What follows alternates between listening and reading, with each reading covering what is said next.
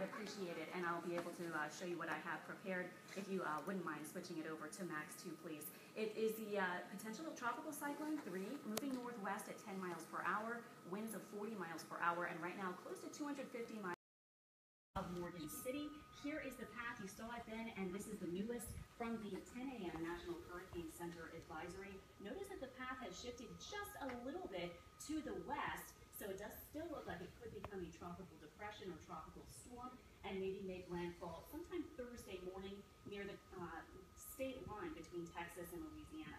Notice we are not really looking for the center of the storm in southeast Louisiana, but we're still looking at the heavy rain threat. So just going quickly through satellite radar imagery, here is our satellite imagery enhanced, and then radar showing the rain bands beginning to move into the area for sure.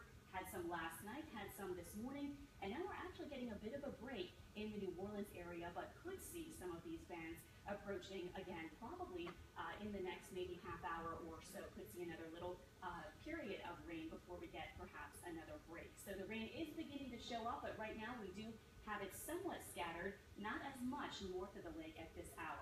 As we look at the potential impacts, still looking the same.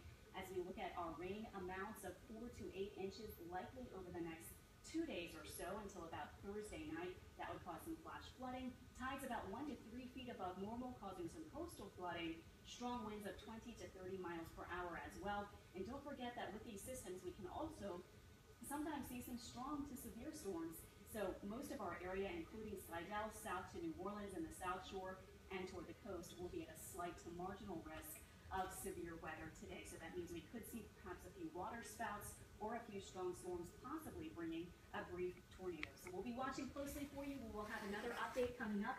And of course, these will be on Facebook Live as well. We'll have a lot more on WWLTV.com and on our WWL TV Channel 4 News app. Plenty of ways to find more information. We'll send you back to regular programming and see you again at 11. This has been a Pinpoint Weather Alert, brought to you by Egan Insurance Agency.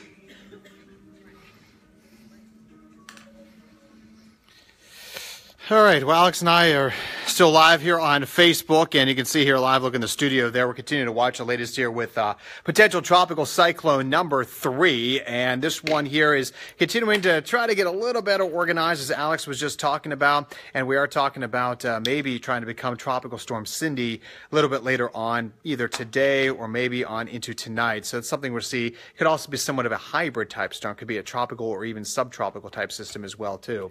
But as Alex was just telling you here, again, we're starting to talk about more what we're looking at across the area with this storm. So if you have any questions, let us know right now. We're going to continue doing these little updates on every hour here at 10 o'clock, 11 o'clock. Of course, at noon, we'll be on with our newscast.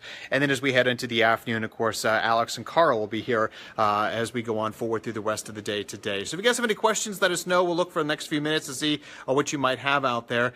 We appreciate all the information you've given us, the great stuff from the Weather Service coming in as well. Of course, we're doing trying to get you the latest updates. The 10 o'clock update here, I just want to recap in case you missed it, is showing here that excuse me, the system is still what we call a potential tropical cyclone. You can see that track still kind of shifted a little bit closer to Beaumont versus Sabine Pass, then working its way to the north, and it will still going to be on the eastern side of it. So all that rain is going to come right over top of our area as we go forward here throughout the rest of the day today and into the next couple of days. You can see that landfall would be somewhere around Thursday morning. It looks like anywhere from Beaumont area towards Sabine Pass there over in the Texas area. So still going to keep an eye on that one for you as we head on into the rest of the day today. But if you guys, again, have any questions, feel free to let us know. We're going to continue to talk for a few more minutes here. And if you do have any questions, you can always email us too, and we'll again give you more of an update as we head into the 11 o'clock hour. So I'm going to wait another minute to see if anyone else has any questions coming on in. Otherwise, you can see here if we have any of them coming on in. I don't see any questions quite yet from anyone, but that's okay. But we will continue to give you updates here throughout the rest of the day today and into the next couple of days as we go forward here on into this afternoon. So right now, again, the rain coming on in. You can see here, I'll show you pinpoint Doppler radar real quick. I do have some of those showers coming on in. Any one of these bands will obviously produce some heavy rain, and we could see some gusty winds around 20 to 30 miles per hour as these bands come in, but a lot more heavy rain you can see along the coastline. That gradually will work its way inland during the day today And that's what could produce what we're looking at, again, right around maybe potentially right around 4 to 8 inches of rain here over the next few days. And kind of highlighting that, just show you our main concerns we are worried about over the next few days, as Alex was just talking about on air.